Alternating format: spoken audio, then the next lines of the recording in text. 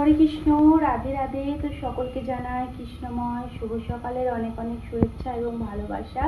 তো বন্ধুরা, আজকে আমাদের ঘুম থেকে উঠতে অনেকটাই লেট হয়ে গিয়েছে, কারণ কালকে রাতে মেয়ের শরীরটা খুব একটা ভালো ছিল না। কালকে ভিডিওতে বলেছি, তো রাতে একটু জ্বর জ্বর ভাবছিল, জ্বর এসেছিল। এবার বুঝতেই পারছো, একা মায়া মানুষ, আমরা দুজনেই থাকি, একটু তো টেনশন হবেই। তো মায়ের মাথায় ব্যথা করছিল, সেটা এখন টিপছিলাম।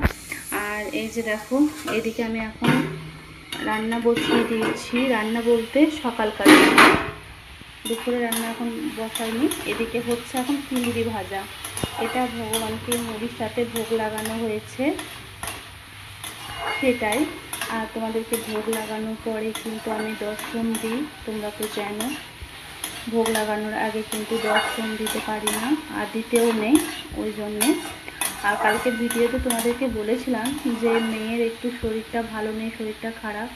তো তখন দিকে অতটা বোঝা যায়নি যে কতটা খারাপ ছিল, কিন্তু তারপরে রাতের দিকে অনেকটাই বেশ খারাপ হয়ে গিয়েছিল, মাথা যন্ত্রণা, জ্বর এইরকম হয়ে গিয়েছিলো।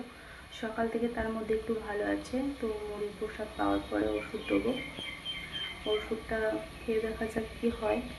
আর আমি এদিকে চলো তোমাদেরকে দেখাই, এই যে রান্নাবান্না করার জন্য সব কিছু রেডি করে নিয়েছি।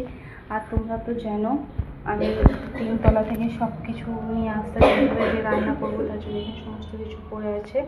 কিন্তু একটু আমানো করেছিলাম, দিয়ে তোমার বসিয়ে দিলাম আগে প্রথমে।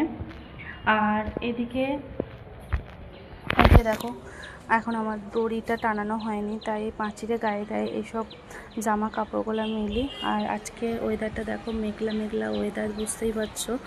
আর এই দিকটার ভিউটা তোমাদেরকে দেখাই, চলো একটু, আশা করি ভালো লাগবে। কত সুন্দর ভিউটা দেখো, আমার খুব ভালো লাগে। আর আমি এদিকে প্রায় সময় তাকিয়ে বসে থাকি, দেখতেই পাচ্ছ কত সুন্দর পুকুর আছে, ঝোপঝাড়, তাল গাছ, অনেক কিছু আছে। কিন্তু হ্যাঁ, মন্দিরটা ছিল একচক্রা ধামে, যেতে পারতাম, সবই ঠিক।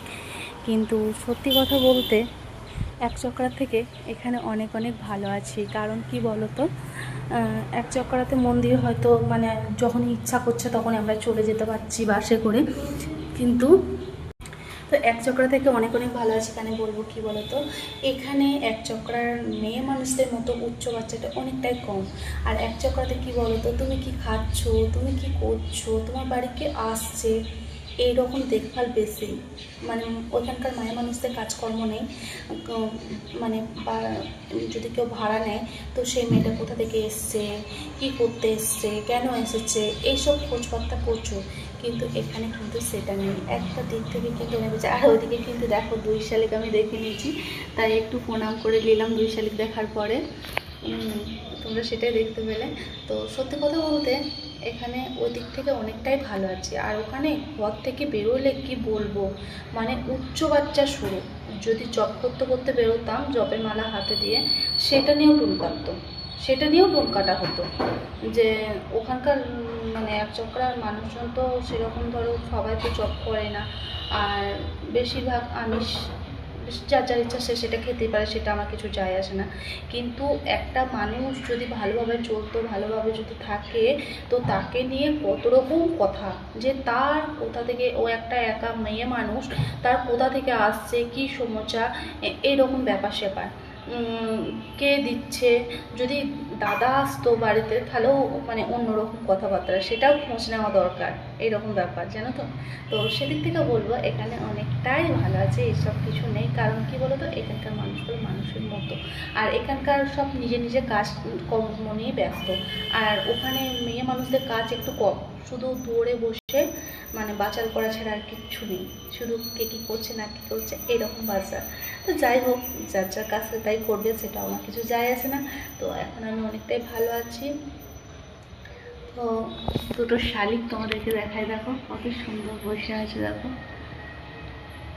এই যে দেখো, তোমাদেরকে দেখিয়ে দিলাম কত সুন্দর লাগছে শালিক দুটো। সকালবেলায় জোড়া শালিক দেখা ভালো, জানো তো, তাই আমি সকাল সকাল তোমাদেরকেও জোড়া শালিক দেখে দিলাম। তো চলো, এখনকার মতো ভিডিওটা এখানেই আমি রাখলাম।